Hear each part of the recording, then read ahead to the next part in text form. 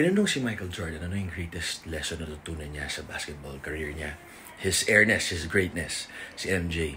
Ang sabi niya, ang pinakamahalaga na natutunan ko is time. Time with family. Kasi nung kasikatan ko, kagalingan ko ng basketball, ng peak prime ko, wala akong oras para sa kanila.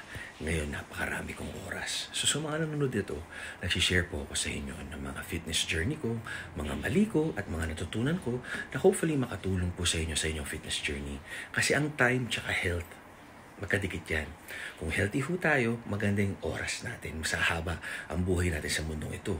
Tapos kung healthy tayo yung katawan, pati pag-iisip natin, pati yung kaluluwa natin, bibigyan natin pahalaga yung mga dapat bigyan ng pahalaga.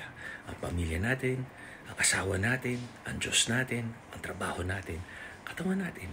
Mabuti tayong tao. So time ang pinaka hindi nabibili, tsaka health. Tama kayo, mali ako, I'm not your doctor. Do what works for you. Just share.